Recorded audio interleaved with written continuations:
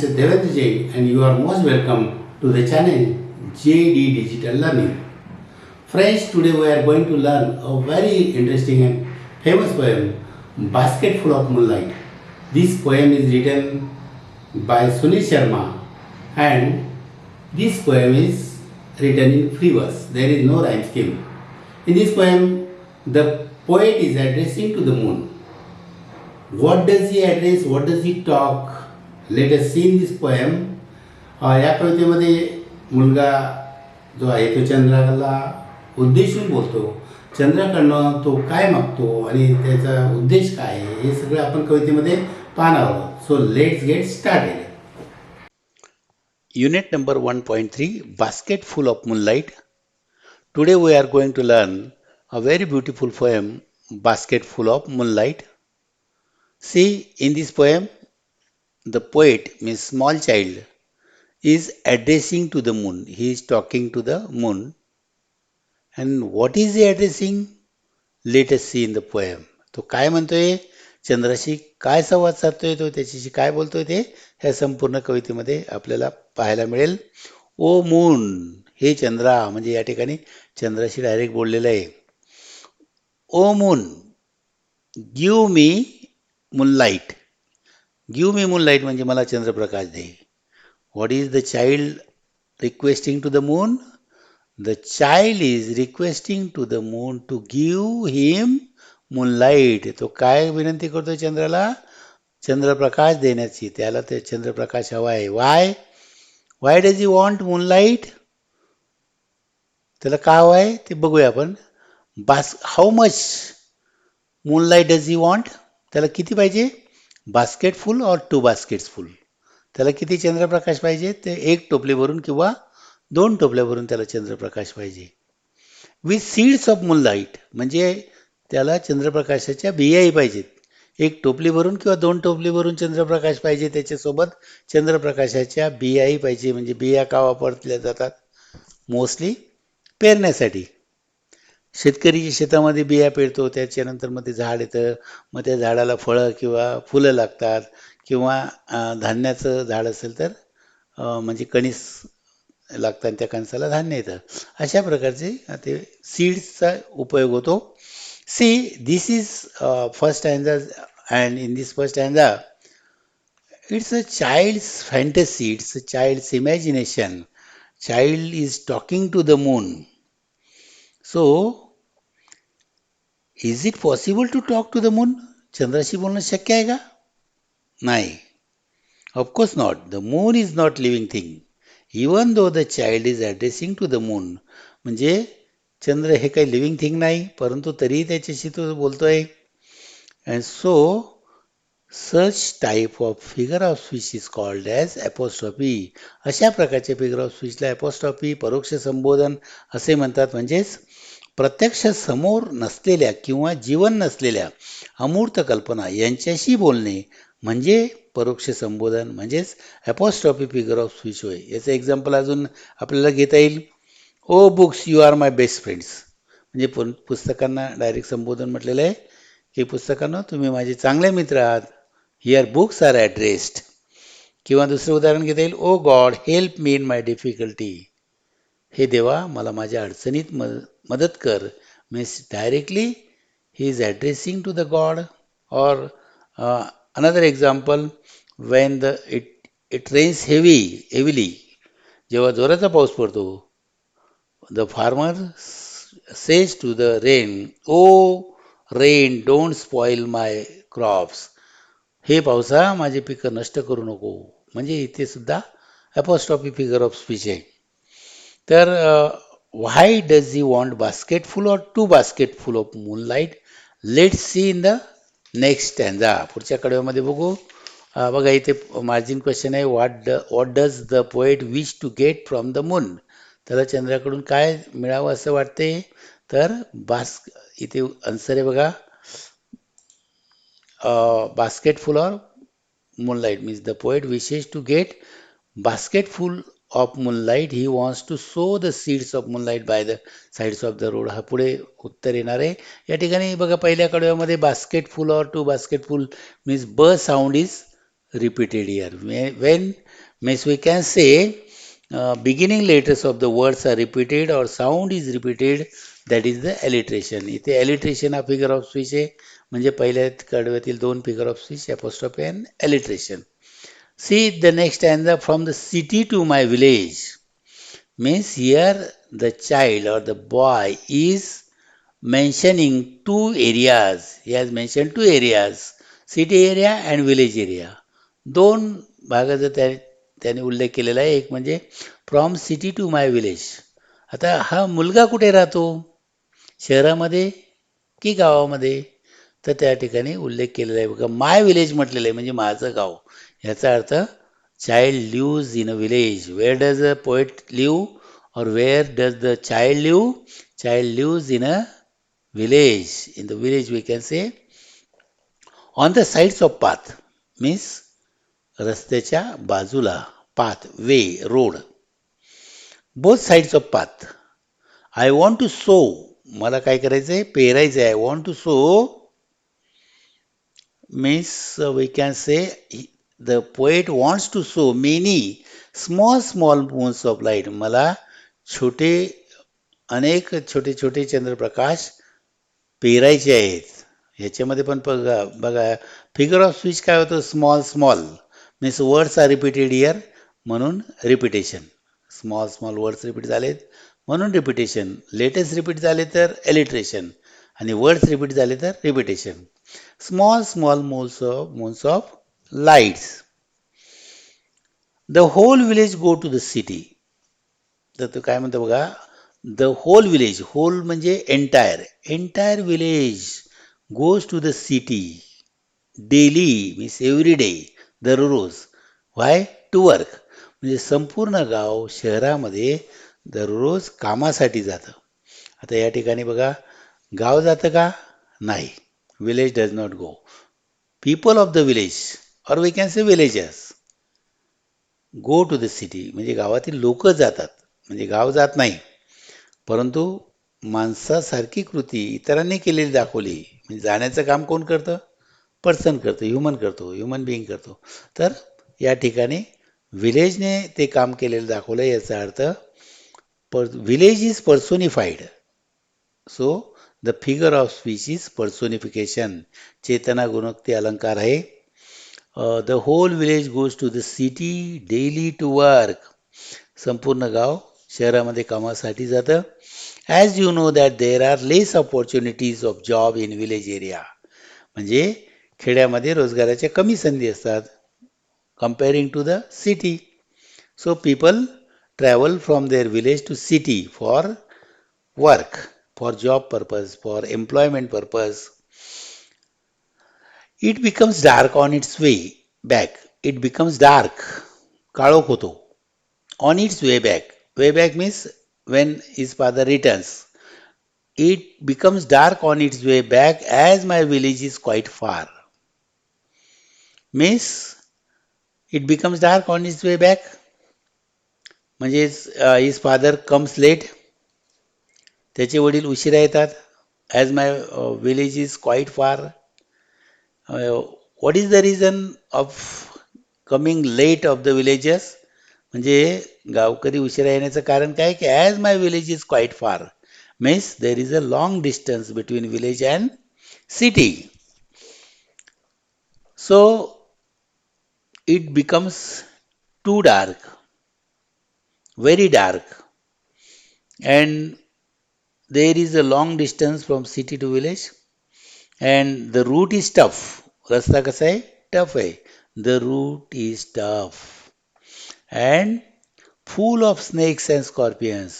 आणि रस्ता कसा आहे की अतिशय खडतर आहे आणि साप आणि विंचू. स्नेक्स म्हणजे साप आणि स्कॉर्पियन्स म्हणजे विंचू. साप आणि विंचूंनी पूर्ण भरलेला आहे. म्हणजे त्या ठिकाणी रस्त्यावर अनेक साप आणि अनेक विंचू आहेत.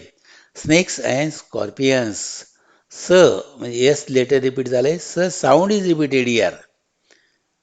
And you know that snakes are very harmful, means they are poisonous.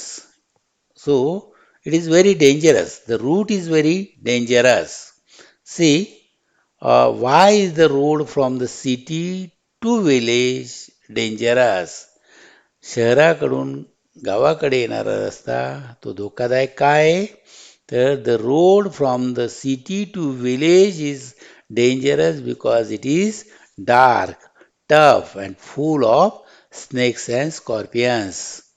तर इथे फिगर ऑफ स्पीच आहे बघा, alliteration. Next, see here is a picture. In this picture, four pictures are there. One is of city area. हे शहराचं बघा, lots of industries are there, factories are there. Another is of route or road. Tough road is there. Route is very tough. Means long distance is there. रस्ता अंतर पण खूप आहे. And there is no electricity, no proper road. And this is a picture of village where a child lives. तो मुलगा जिथे राहतो ते त्याचं गाव आहे. And there is a long distance. This road connects village and city. So on the road there are lots of means snakes are there, scorpions are there. It is very harmful. रस्ता बघा कसा आहे की अंतर खूप आहे. रस्त्यावर साप विंचू असतात. त्याच्यानंतर सुविधा नाही, चंद्रप्रकाश वगैरे नाही किंवा मूनलाईट तर असतो परंतु इलेक्ट्रिसिटी नाही आहे. त्याला चंद्रप्रकाश अजून जास्त हवा आहे. And in this picture a small child is directly addressing to the moon. म्हणजे अशा प्रकारचे ह्या कवितेमध्ये असलेले जे काही परिस्थिती आहे त्याचे चित्राचं वर्णन या ठिकाणी केलेलं आहे. See the next stanza, neither bus nor cart flies. म्हणजे बस किंवा कार्ट म्हणजे नायदर नॉर म्हणजे दोन्हीपैकी एकही नाही. नायदर बस नॉर कार्ट म्हणजे बसही नाही किंवा गाडीही नाही. कार्ट म्हणजे we can say bullock cart. Neither bus nor cart plies. Plies means travels regularly over a route म्हणजे त्या रस्त्याने नियमित प्रवास करतात असं पॉझिटिव्ह मिनिंग आहे. परंतु नायदर नॉर वापरल्यावर ते करत नाहीत. म्हणजे याचा अर्थ बस किंवा कार काही त्या रस्त्याने धावत नाहीत. Means there is a lack of transportation. There is no transportation facilities on that route, on that road. When my father returns home, I am asleep. When the narrator father returns home, I am asleep means he is asleep. Means obviously his father comes late. म्हणजे जेव्हा माझे वडील परत येतात, घरी परत येतात, तेव्हा मी झोपलेला असतो. याचा अर्थ काय की त्याचे वडील उशिरा येतात संध्याकाळी. म्हणजे तोपर्यंत हा झोपी गेलेला असतो, रात्र झालेली असते. Why does his father come late to home. त्याचे वडील का उशिरा येतात. Not only his father but also the whole villagers come late. Why? Because there is no transportation facility. म्हणजे ट्रान्सपोर्ट फॅसिलिटी नाही आहे. डिस्टन्स इज ऑल्सो टू फार. अंतरही खूप आहे. And no electricity is there. Means electricity facility is not there. So child is asleep. So he can't interact with his father. He can't talk to his father. You know that it is quite dangerous to travel by such route. As you know, this original poem is in Dogri language, which is spoken in Jammu and Kashmir. This region is hilly and no proper road, so the route is tough. And he goes back early in the morning while I am sleeping. Means his father comes late at night. Till then, the child goes asleep or he goes to sleep. And once again, early in the morning, his father goes for job purpose because the distance is too much. Transport facility is not there. Road is also tough. So he goes early in the morning. म्हणजे रात्री उशिरा येतात, सकाळी लवकर जातात. म्हणजे वडिलाची मुलाबरोबर भेट होत नाही. सकाळी लवकर गेल्यामुळे सकाळी भेट होत नाही. So he thinks that he will do something different. He is directly talking to the moon. Why does the poet want his father home early? त्याला वडील घरी लवकर काय यावेसे वाटतात तर ते पुढच्या कडव्यामध्ये दिले बघा. O moon give me basket full of moonlight on loan. हे चंद्रा मला टोपलीवर चंद्रप्रकाश दे. तर कसं दे? On loan. लोन मीन्स कर्ज. He wants basket full of moonlight on loans, just as we take loan from the bank, personal loan, housing loan, or we can say vehicle loan. What do? We take loan and after some days we return it. In the same way, the child also wants to return the moonlight. त्याला सुद्धा काय करायचंय? He wants to borrow the moonlight. He wants to borrow and I want to light the dark route. मला चंद्रप्रकाश जो आहे तो त्याचं काय करायचं आहे की डार्क म्हणजे काळोख आणि काळोख्या रस्त्यावर मला प्रकाशमय करायचं आहे. Means he wants to enlighten the road, enlighten the route, so that my father returns home, returns early. So that his father will return early. म्हणजे जर प्रकाशमय रस्ता केला तर his father will come early, returns early. Means he can speed up, he can walk fast, he can reach home early. म्हणजे लवकर चालत येऊ शकते. You know that people there is no car, means transportation facility is not there, so people have to go on foot. लोकांना चालत जायला लागतं. So it takes too much time. I too want to hear fairy tales. Here, a child also wants to hear fairy tales. त्याला काय करायचं? मुलाला परीकथा कथा ऐकायच्या आहेत किंवा स्टोरीज किंवा गोष्टी ऐकायच्या आहेत. तर from him means from his father. Child wants to hear fairy tales from his father. त्याला त्या गोष्टी ऐकायच्या. Every child likes to hear the stories mostly before going to bed, and those stories are called as bedtime stories. Child also wants to hear such stories. त्याला त्या गोष्टी ऐकायच्या आहेत. Once again he says, O moon give me basket full of moonlight. हे चंद्रा मला टोपलीवर चंद्रप्रकाश दे. I want to sow seeds of moon. मला चंद्रप्रकाशाच्या बिया पेरायच्या आहेत. On the sides of the path म्हणजे रस्त्याच्या बाजूला चंद्रप्रकाशाच्या बिया त्याला पेरायचे आहेत. Once again here figure of speech is apostrophe. In this poem so many times child is addressing to the moon, so figure of speech is apostrophe. See here, I want to light the dark route. या ठिकाणी बघा light आणि dark हे opposite word आले. ज्या एखाद्या ओळीमध्ये जर अपोजिट वर्ड्स आलेले असतील तर तो फिगर ऑफ स्पीच होतो. अँटिथेसिस किंवा विरोधालंकार असं म्हणतो आपण. See how do you spend your evening time with your family members. म्हणजे तुम्ही तुमच्या फॅमिली मेंबर्स सोबत संध्याकाळची वेळ कशी घालवतात. म्हणजे या ठिकाणी पर्सनल रिस्पॉन्स टाईप क्वेश्चन आहे. म्हणजे every child can give or every student can give different answers. म्हणजे प्रत्येकाचं उत्तर वेगळं असू शकतं. I spend here one example is given. I spend my evening time with my family members by playing various games and watching television together. म्हणजे वेगवेगळे games खेळून किंवा टेलिव्हिजन वॉच करून वेळ घालवतो. अशा पद्धतीची ही कविता आहे. Friends, you might have understood the poem. I think it will be very easy to solve the questions based on the poem. मित्र, आपण या चॅनलला नक्कीच नवीन आहात म्हणून लाईक करा, सबस्क्राईब करा, लगेच करा. I will wait because your subscription motivates us. Share करा. असेच नवनवीन व्हिडिओ पाहण्यासाठी बेल आयकॉनवर प्रेस करा.